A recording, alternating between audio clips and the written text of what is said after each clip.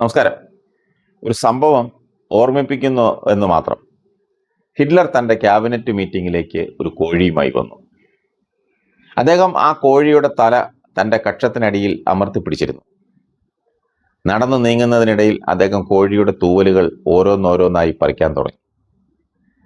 വേദന കൊണ്ട് പുളഞ്ഞ കോഴി ഹിറ്റ്ലറുടെ പിടിയിൽ നിന്ന് രക്ഷപ്പെടാനാവുന്നത്ര ശ്രമിച്ചു. എന്നാൽ അദ്ദേഹം അത് വിട്ടുകൊടുത്തില്ലെന്ന് മാത്രമല്ല, അതിൻ്റെ നിലവിളി ശ്രദ്ധിക്കാതെ തൂവലുകൾ പറിച്ചുകൊണ്ടേയിരുന്നു.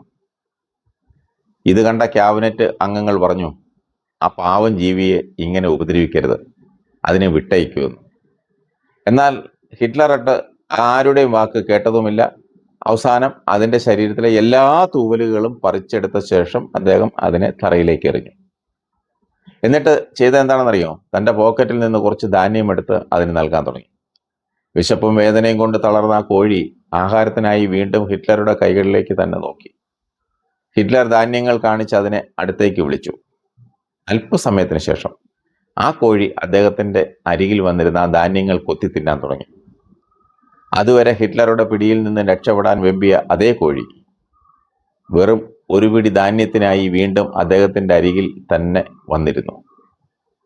അത്ഭുതപ്പെട്ട ക്യാബിനറ്റ് അംഗങ്ങൾ ചോദിച്ചു, എന്താണിത്?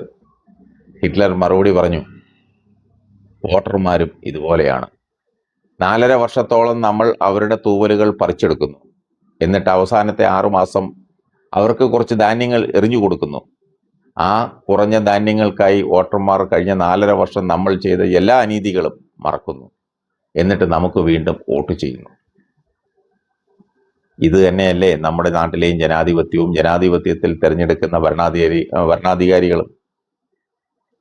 അത് ഇടതായാലും വലതായാലും ഒരേ തൂവൽ പക്ഷികളാണ്.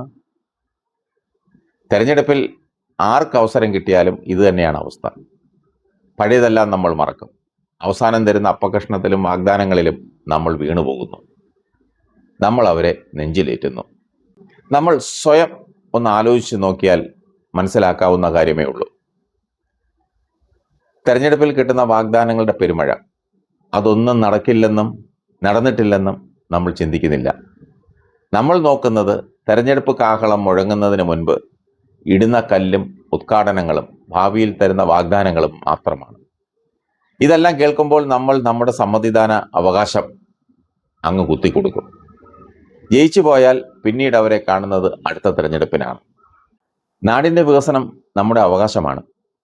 തന്ന വാഗ്ദാനങ്ങൾ പാലിച്ചില്ലെങ്കിൽ ചോദിക്കേണ്ട കടമ നമുക്കുള്ളതാണ്. നാടിൻ്റെ വികസനത്തിന് മുഖം തിരിഞ്ഞ് നിന്നവരെയും വാഗ്ദാനങ്ങൾ നടപ്പാക്കാതെ ഇരുന്നവരെയും പിന്നെയും വോട്ട് ചോദിച്ച് വരികയാണെങ്കിൽ പടിക്ക് പുറത്തു നിർത്തണം. പിന്നെ സ്വന്തം പള്ള വീർപ്പിക്കാനാണ് ഭൂരിപക്ഷം പേരും കോടികൾ ചെലവാക്കി പ്രചാരണം നടത്തി വോട്ടിനായി നമ്മുടെ മുന്നിൽ എത്തുന്നത്. അല്ലാതെ നമ്മളെ കനപ്പിക്കാനല്ലെന്ന് നമ്മൾ തിരിച്ചറിയണം.